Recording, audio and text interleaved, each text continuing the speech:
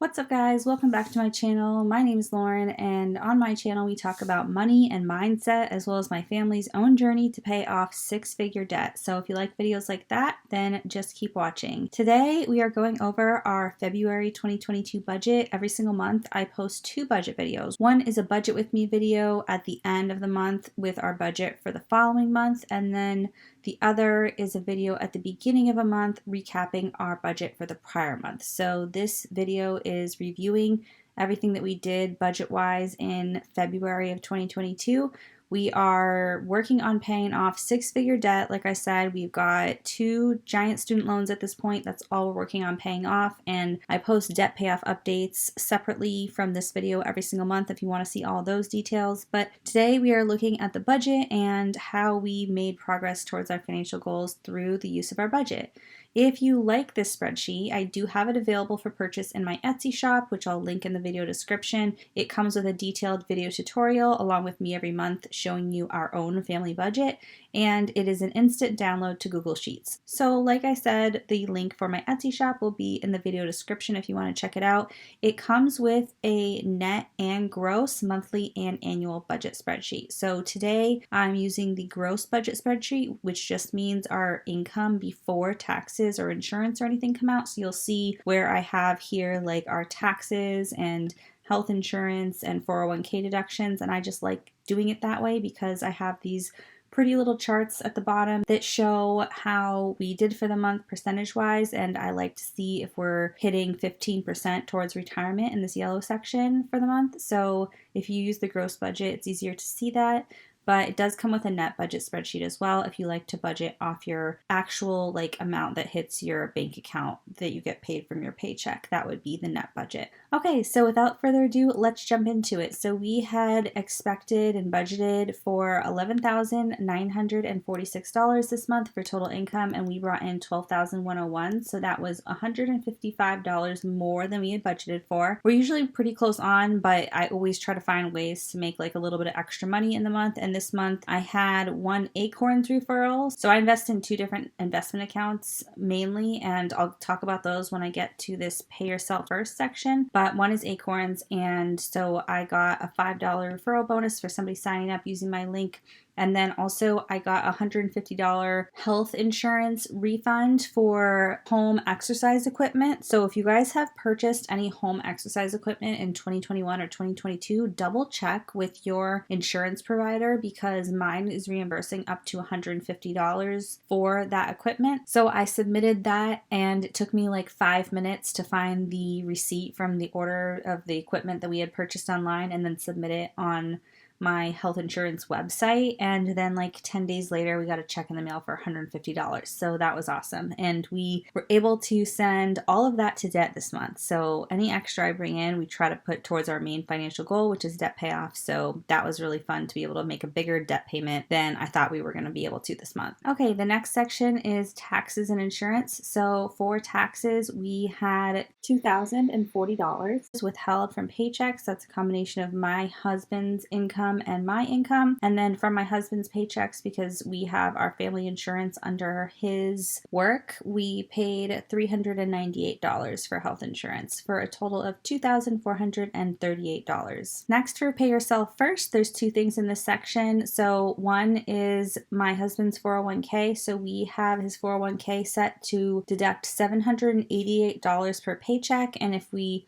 stick to that the whole year, he will basically max out his 401k for the year. The max for 2022 is $20,500, and that will get him to basically $20,500, just under. So we are doing everything we can to keep it at that amount because our investing goal for the year is $25,000. And so if we can invest $20,500 to his 401k, then we only need to find $4,500 otherwise to invest. And so right now I'm doing that into my brokerage accounts, and then if I can find a way to put a little bit into my Roth IRA, maybe towards the end of the year. I'd really like to put something in my Roth IRA this year. I was able to max it out last year, but I just don't know if that's going to be possible this year. So anyway, we were able to put the 1576, which is 788 times 2 for the 2 paychecks he got. So far, we are on track to max out his 401k. And then, like I mentioned earlier, I do some investing in mainly 2 brokerage accounts. I have 3, but really I put most of my money into 2 of them. And one is an M1 Finance account. And so M1 Finance is like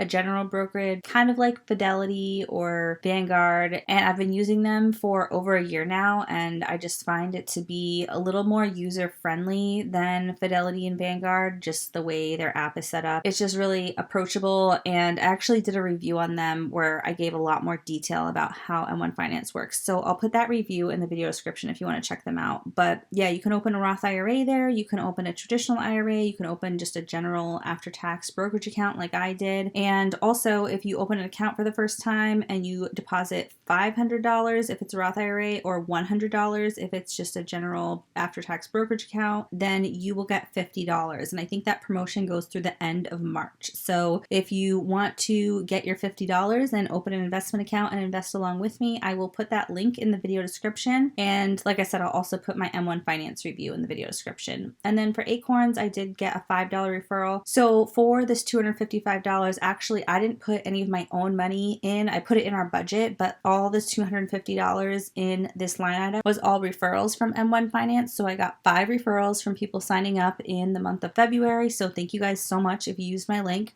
And then the other $5 was that Acorns referral. So all the money this month for brokerage was just referrals. So that was really awesome to be able to invest so much this month just from referrals from you guys. Acorns is also an investing platform, but it's much more limited. It's really, really good for beginners. And I also have a review on Acorns as well. So I'll put that along with the M1 Finance review in the video description. And their deal is if you sign up using my link, we each get $5. So you get $5 when you sign up, and then I get a $5 referral bonus. So our total investing for the month was $1,831. So that was $45 less than we had planned on. And I honestly can't remember why I didn't put that extra $45 in there. I think I just got really excited about debt payoff and I put a lot towards debt this month. So I could have put another $45 to investing, but I just was in a debt payoff kind of mood. So anyway, still over $1,800 to investing in 1 month. I'm still really happy with that. Speaking of debt, let's take a look at the debt section. So we've got 2 things here. My husband's student loan, which the minimum payment came out for $830. My student loan, which has a minimum payment of $1,882. And then extra debt payments of $200. So we'd only budgeted $21.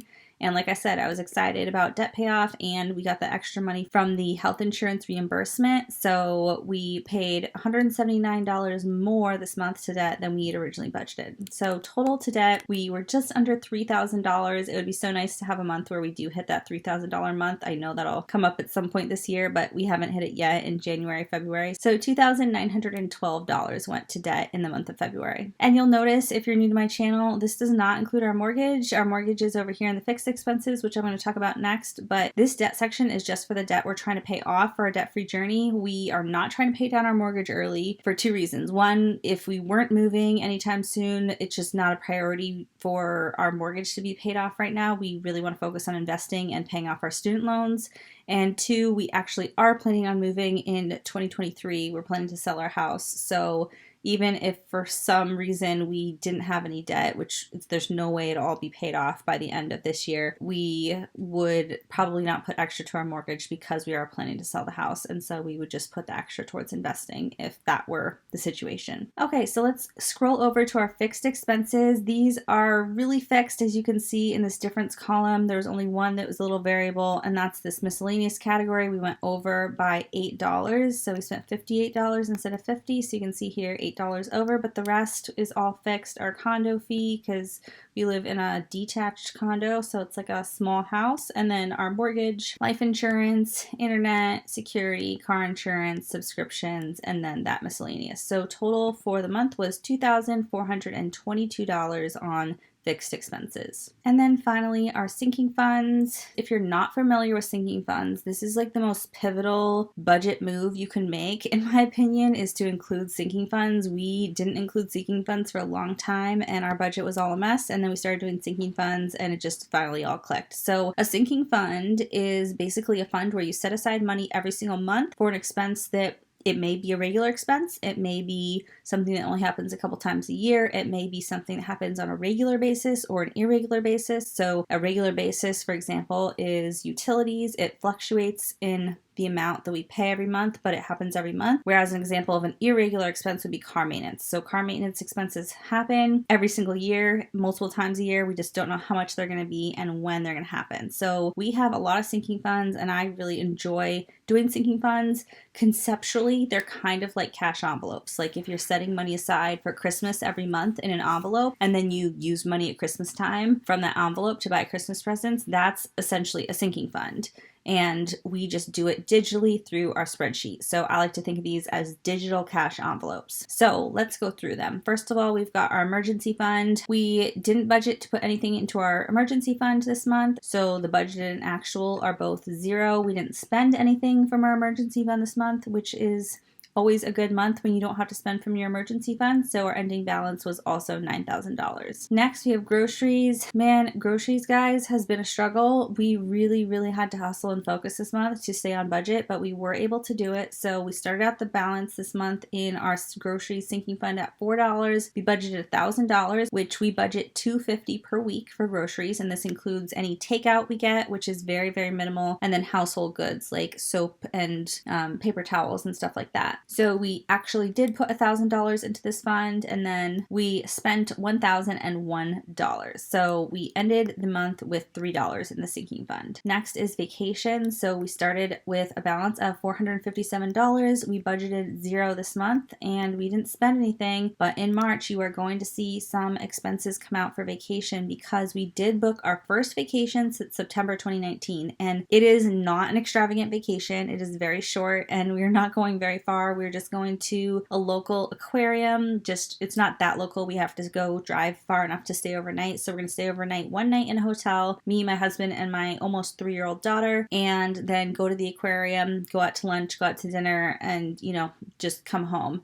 So yeah, we're really excited about that. We have not taken a vacation, like I said, in a very long time. And this is kind of like our baby moon because we're having another baby in July. I don't think we'll be really taking many trips this year. This honestly may be the only one, and it's only one night, but it's really special to us and we're really excited about it. And the upside is we can do it for less than $450. Like it may be around there when it comes down to totaling everything, but it will be within the amount we've already set aside for vacation. So this will be one of the first times, it'll be the first time we'll have ever taken a vacation where we saved up ahead of time rather than just putting it on a credit card, because we started our debt-free journey in January of 2020 and our last vacation was in September of 2019. So it feels amazing. My husband and I were talking about it. Like it felt so good to book the hotel, get the tickets for the aquarium, all that stuff, knowing that we had the cash already set aside and it wasn't going on a credit card. I do block out my husband's spending, my spending, and my daughter's expenses just for privacy. I tell you guys how much we budget for that in my budget with me videos, but for the actual what we spent, I just like to have a little bit of privacy there. And when baby number 2 gets here, I expect we'll be doing the same for her. But right now we're just kind of in the savings mode. So I am showing you guys that. So we started out the month with $419. We budgeted $100 and we did put $100 in there.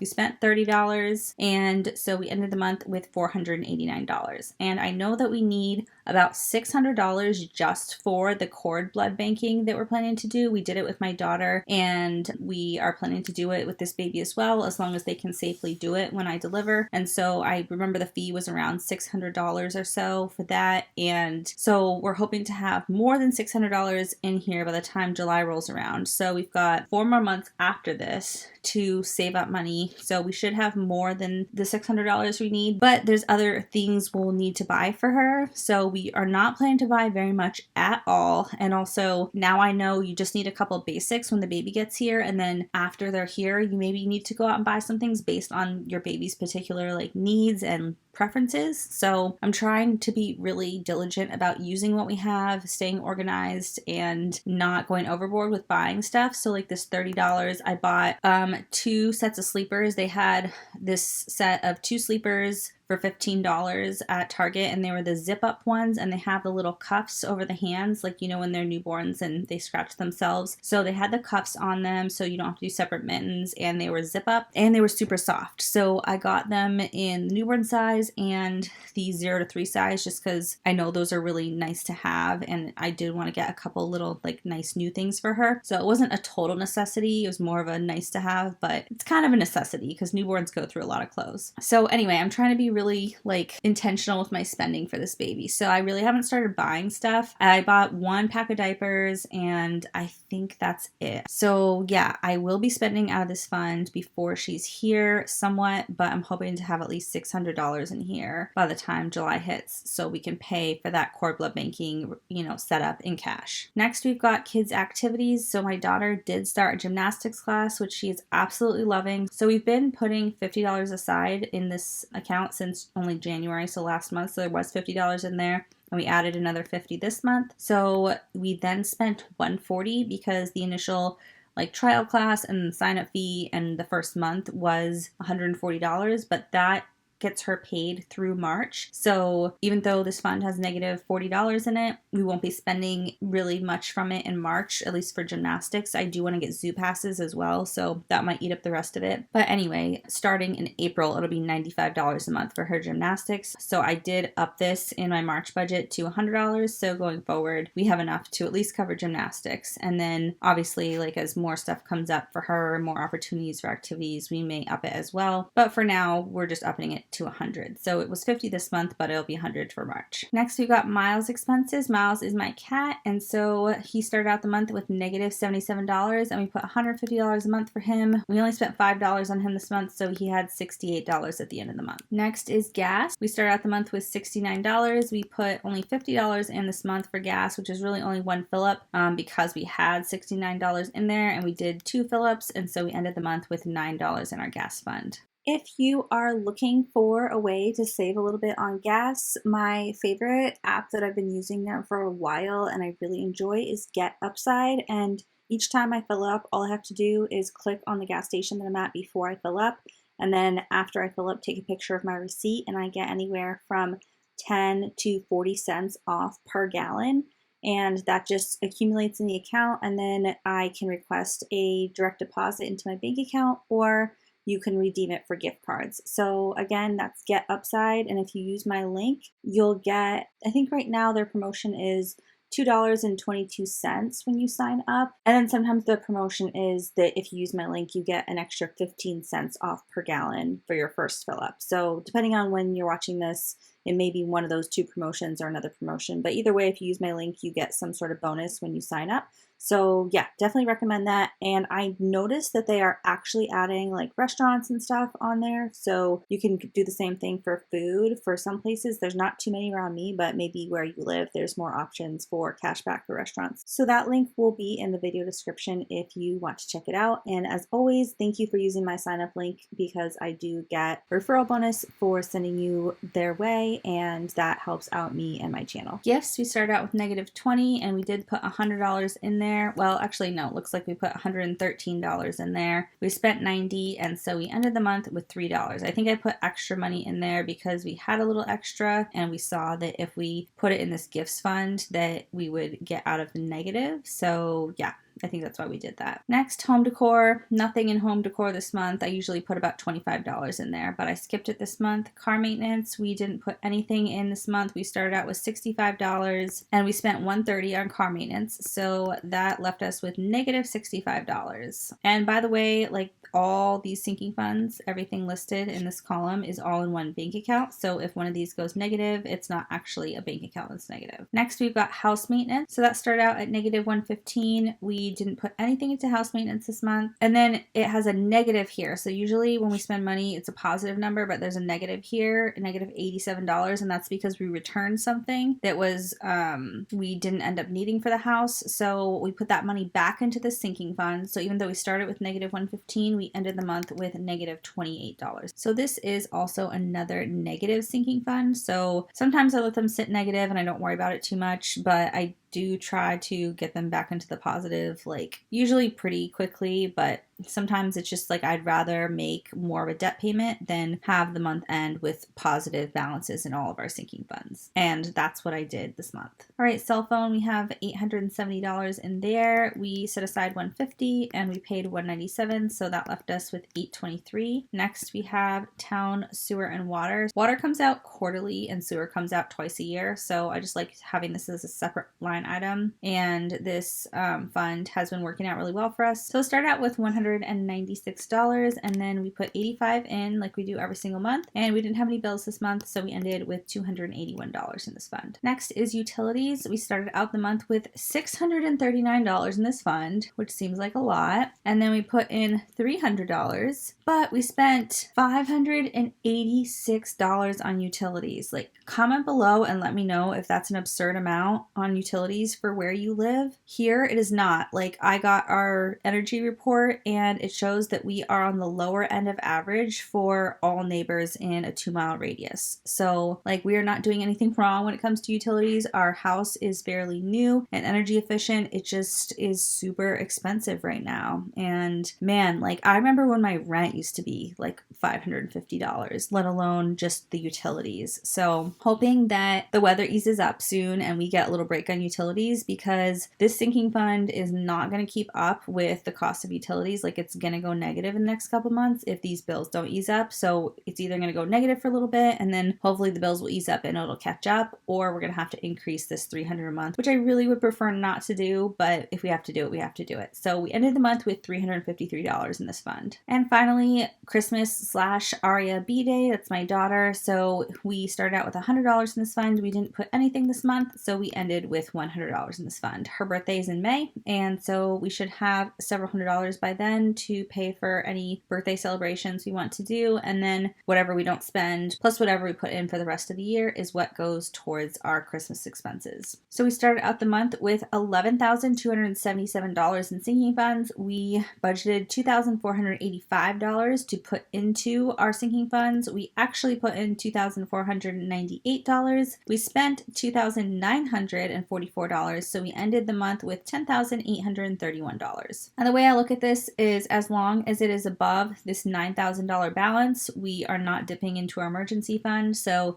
even if some of these are a little bit negative, we've got other ones that are positive offsetting it. So I would really like to keep this balance between like $11,000 and $12,000 or so, to have $2,000 to $3,000 in sinking funds. That would make me feel really comfortable. So yeah, we'll keep working towards building up these sinking funds. All right, and then to my favorite part of the budget, and I did get feedback from one of you guys last month that when I zoom out, it's hard to see this section and all these percentages. So I'm staying zoomed in, so this is like cut off just a tiny bit, but not really. But you can see everything. So for budgeted, this is everything that we budgeted for the month. We had budgeted 20% to taxes and insurance, 20.4%, and we actually spent 20.1% on taxes and insurance, and that's just health insurance and then income taxes that's withheld from paychecks. Pay yourself first, we had budgeted 15.7% of our gross income, and we ended up putting 15.1% of our income to pay yourself first. So again, we try to hit that 15% towards pay yourself first every single month. And so we did hit that this month, which I'm really, really happy about. And then for debt, we had budgeted 22.9% towards debt, and we ended up putting 24.1% towards debt. So that's awesome. We are trying to put at least 35% of our money to financial goals every single month this year. So as long as we put 15% towards pay yourself first and 20% towards debt, then we're hitting that. So getting 24% towards debt this month is a good month. For fixed expenses, we had budgeted 20.2% and we ended up putting 20% towards fixed expenses. So pretty much the same. And then sinking funds, 20.8% is what we budgeted, and we ended up putting 20.6%. So we were pretty much on budget. We put a little bit more to debt than we had originally planned, which you can see by by looking at the numbers in our budget. But yeah, it was a good month. We stayed on track for groceries, which is like my number one priority because that's the biggest kind of fluctuating expense that can really get out of hand if you don't stay on top of it. So we did a good job for groceries this month. We exceeded our debt payoff goals. So I would say February is a win. So that is it for the February budget recap. If you guys had any wins in your February budget, comment below and let me know. I always like to hear how your budget is going. And if you like this budget, like I said, you can get it for yourself in my Etsy shop. It's an instant download to Google Sheets. If you liked this video, as always, make sure you give it a big thumbs up. It really helps on my channel. And if you want to see more videos like this from me and follow our journey to pay off six-figure debt, then hit that red subscribe button. I'd love to have you as a subscriber, and I will see you guys in my next video. Bye.